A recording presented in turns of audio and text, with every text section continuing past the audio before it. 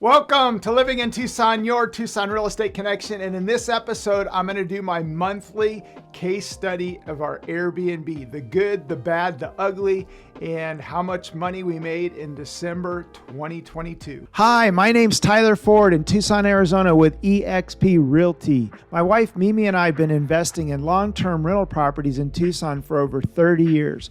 We've never done an Airbnb, but have always been intrigued with the short-term rental model and the income potential. I've represented real estate investors to help them find and buy properties for short-term rentals and have been blown away by the numbers they've shared with me, especially in the summer months, that a short-term rental can be profitable in the heat of Tucson during the summer months. In February of 2022, we bought a property that we did a complete demo, remodel, and fully furnished it.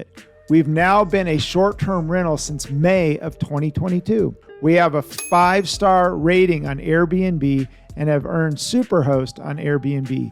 We are documenting the journey and doing a case study to compare a short-term rental versus a long-term rental and what it's like to host on Airbnb, plus share all the things we've learned along the way. Please subscribe to our channel to continue to follow our short-term rental Airbnb journey.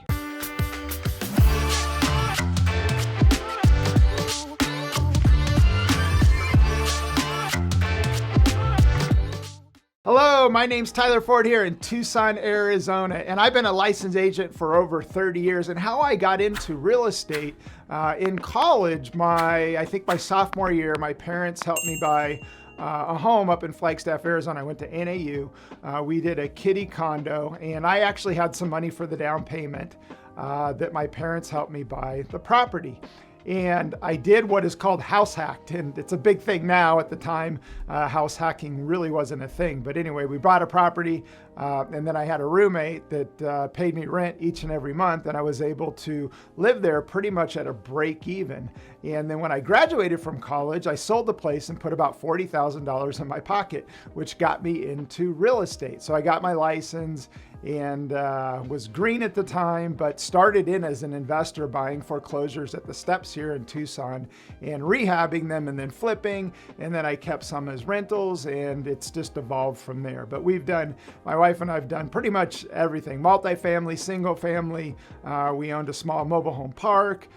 We've developed some land, so you name it, we've done it. But back in the beginning of 2022, we bought a property, a townhome, to do a short-term rental Airbnb. And the main reason I wanted to do it is because we've got some other rental properties, single-family homes, and I was contemplating on converting those to Airbnbs, but I wanted to do one that I knew would be super simple in order to help me make a good decision as to whether or not it would be worth it to do. And now that we're deep into it, I can tell you this: I am not going to convert my single-family homes, long-term rentals, into an Airbnb.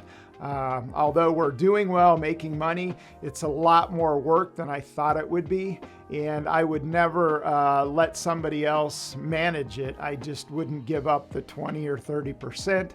So a couple key things. Number one, pick a property that's conducive.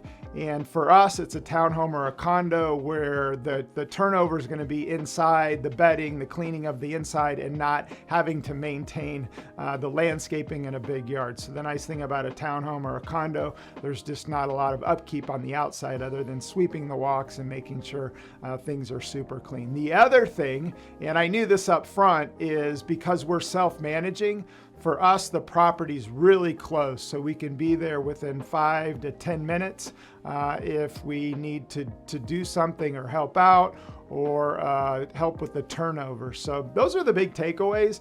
Number one, it's a lot more work than I thought it would be. Number two, the property, the type of property for us is key. And then also location. So at this point, although we're doing well, and I'm going to share the numbers in terms of how much money we made December 2022, For us, I've got leases coming up on our single family homes, and I am going to renew long-term leases rather than do short-term Airbnb conversion. So at this point, been able to make that decision, and we're going to share some other things with you. If you've been following our case study and watched last month's episode, if not, I would encourage you to watch it. But long and short, we made a big mistake, and we rented out to somebody that ended up throwing a party at the place, and they put a hole in one of the doors. And what I talked about is submitting it to Airbnb and then them going back trying to get the money from the tenant or the guest. And if not, then their insurance policy kicks in and hopefully reimburses us. And at this point, it hasn't been settled yet. I think we're getting really, really close, but somewhat disappointed and frustrated in Airbnb in terms of, at the beginning, it sounded like it was going to be a quick and easy process. And it's been easy. I can't say that it's been quick. I mean, I gave them everything. I gave them the receipts of the door, photos. We actually had it repaired. So we did everything, submitted everything, and they're still going back and forth with, I think, the last guest in order to try to get some reimbursement from them. And if not, the Airbnb insurance policy kicks in and hopefully we'll get 100% reimbursement. But has not been resolved yet. Somewhat frustrated and disappointed that Airbnb has not been able to make a decision quicker. So I'll keep you posted. I think we're getting really close to getting it resolved and getting reimbursed for that expense and that big mistake that we made. And again, if you go up and click on that link, I walk you through the big mistake and lesson learned that I would encourage you to watch. The first thing that I like to start off with is what we learned in this month. So the month of December, even though this video is January 2023, the numbers I'm going to be going over are for December. But anyway, from the last video to this video, one of the big things that I've learned and worked on is improving our systems in order to streamline the process, to make it easier for everyone. Us as hosts and also the guests. But one of the things that we've done is we've automated a lot of the communication. So when somebody, based on our previous mistake of last month, and again, go watch that video, we now have, when somebody books with us, Airbnb has in their platform, you can go in and ask some specific questions and then get the guest to respond so they could acknowledge some things. And so a couple of the things that we ask and want them to acknowledge is, number one, are they non-smokers? They're not going to smoke in the unit and or vape in the unit or on the premise. So we've had some people say they're not smokers. They're not smoking inside, but they're leaving cigarette butts in the backyard and things like that, which trying to eliminate smokers. We just don't want smoke in the unit, because if you get a smoker in there, smoke is really hard to get out and it can hurt your reviews. So one of the things that we automated is when somebody books, they then have to respond that they're a non-smoker, non-vapor, and or they're not going to have any parties or big events. So that's one of the things that I've automated. And then the other thing that I've automated, and I was doing this manual, Airbnb allows you to set up certain responses that you do like all the time. And I didn't know that those could be automated. So I was doing them manually. And I'm going to go in and show you what I've done. But anyway, you can now set up these templates, and when certain things happen, those messages automatically go out to your guests. So one of the things, when somebody books with us, we welcome them immediately, and then we send them out our guidebook that shows them all the cool places around the property, restaurants, where to work out, where to go play pickleball, grocery stores, where to go get coffee, so things like that, which is called a guidebook. And I would encourage you to set one up if you've got an Airbnb. So, certain automations go out. The other big automation is the day before checkout, an email goes out just reminding them that checkouts at 11 a.m. We've got to get the place turned over. And if you go back and watch previous videos, that's always been a challenge as well, is getting people to leave checkout time at 11 so we can get it turned around, especially if we've got a same day turnover. So now I've got all those things automated so I don't have to manually do them. It just happens. So I'm going to log in and kind of show you what I've done. But that was the big thing that I worked on this month, is systems automation, just to make things a whole lot easier. So the next thing, I'm going to show you that, and then we're going to dive on into the numbers. I'm going to share the first automation that we did and learned this month, and that is to have people acknowledge the fact that they're not going to smoke in or outside the property, and they're not going to have any large gatherings. But if you go to policies and procedures with an Airbnb, and under Instant Book, you can create a message here that goes out with the pre-booking that they have to acknowledge. So the message that I set up, that they've got to acknowledge that this is a smoke-free property, no vaping or smoking. They have to acknowledge that they're not going to smoke or vape inside or outside the home, and they're not going to have any parties or large gatherings. So we set this up, and again, it's all based on what happened to us last month with the large party and the hole in the door. So they've got to acknowledge it, and we just had a booking. If you go to the last booking that we had, she did verify that they're not going to smoke and did acknowledge that. So again, we would rather not have somebody book if they are a smoker. And again, nothing personal. It's just for the people that are non-smokers, they're very sensitive to smoke.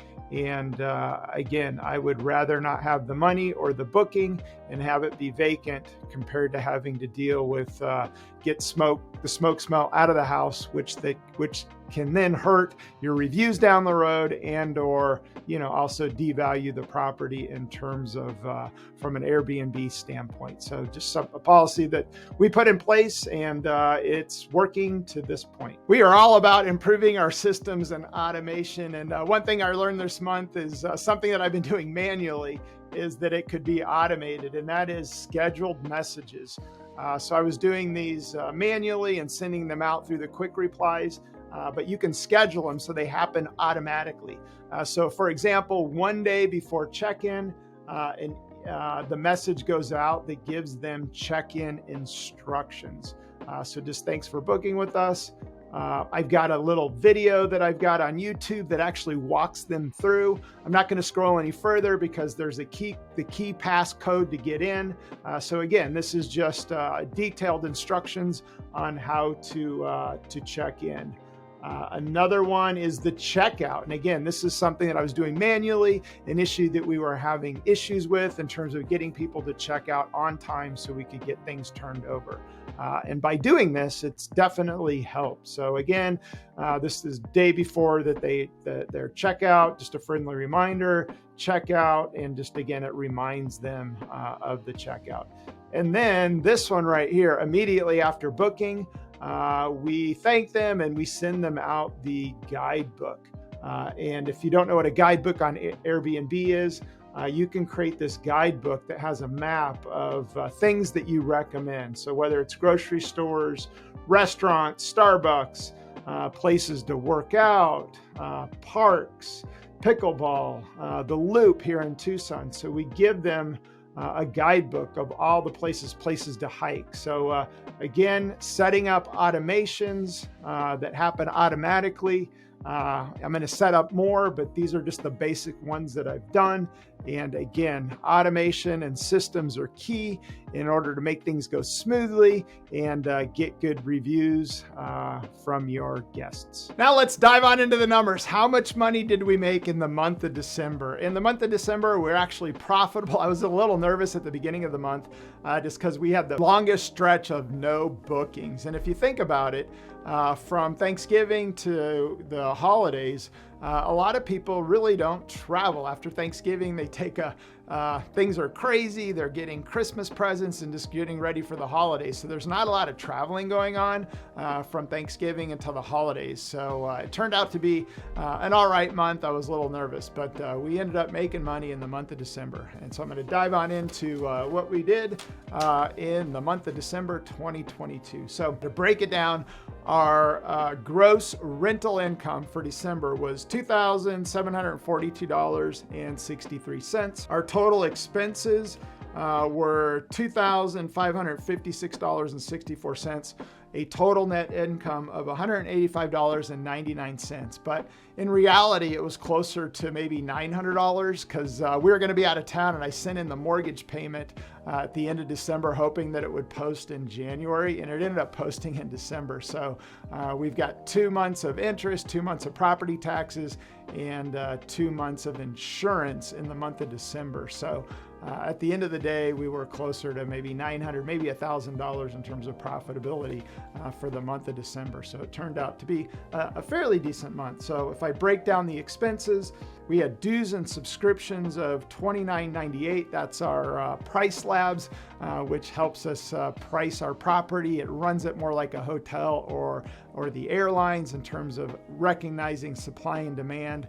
And I left a lot of money on the table at the beginning because I wasn't pricing it properly. So it's definitely well worth the money. Property taxes, $253.96, which is 2 months.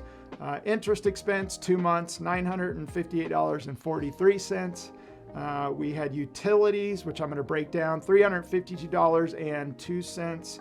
Insurance, 2 months, because we've got everything impounded with our mortgage, $144.38. HOA, $90. And then house cleaning, $346.50. And then the window and door, if you go back and look at last month's video, we had somebody that threw a party, they put a hole in the door and had to put a new master bedroom door on. That was $381.37. That at the end of the day, we're gonna get that reimbursed, hopefully. I'm working with Airbnb to get that reimbursed. So the total expenses, like I said, $2,556.64. Total net income of $185.99. So breaking down the utilities, we had the TEP, which is electric. Everything's electric in our unit. Was only $56.06. So we had again, only booked about half of the month. So during that time, I turned everything off, and it was a rather warmer December. So utilities, not bad. And the Vivint actually helps us because we can monitor it from our phone and put in mins and maxes so people can't abuse whether it's heat or the cooling. City of Tucson water, $62.85. We had Cox cable, that's cable and internet, $205.97. We pay a little bit more for higher speed because one of our TVs is wireless. And then Vivint security, $27.14. So total utilities, $352.02. And so now I'm just going to quickly go over our profitability from June 2022 to December. So our gross rental income since June has been $17,057.77. Our total expenses, $11,284.44. A total net income of $5,773.33. So, if it was a long-term rental, my guess is our monthly cash flow would be about $400. So times 7, you're looking at about $2,800. And if you take the difference between what we've made so far on the Airbnb versus a long-term rental, we're about $2,973 ahead of the game. So the question you have to ask yourself, is the extra time and management, is it worth that extra money? To this point, I would say probably not. But the numbers that are up and coming, January, February, March, April, I think from January until late spring, it's going to well make up for for short term versus a long term. So in the next couple months, we're going to have gross monthly income well over $5,000. So again, these next numbers, these next 4 months are really what's going to make the difference that I'm going to share as we progress moving forward. So again, at the end of the day, I think we're going to be well ahead of the game now that we're heading into our prime season, and our gross monthly rent is going to be well over $5,000 per month coming up. Well, that's a wrap for December 2022 in terms of how much money we made and what we learned. And again, putting in good systems and automation to make things a whole lot easier for yourself and for your guests is so important. So hopefully you got value out of that. And I'll keep you posted in terms of Airbnb and getting reimbursed for the hole that we had due to the party that was at our place and the lesson that we learned. I'd encourage you to go back and watch last month's video because that was a big lesson learned. But a little disappointed in Airbnb that they wouldn't have been able to make a decision quicker. I gave them everything, photos, receipts, but my guess is they're still going back and forth with that guest to try to get some money out of them. So I will keep you posted. If you have any questions or comments, go ahead and comment below. And if you like this video, do me a huge favor, give me an internet high five by liking it. And if you'd like to follow the case study on our Airbnb, go ahead and subscribe to the channel. Also hit that bell button, and anytime a video comes out, you're notified. In the meantime, make it a great day.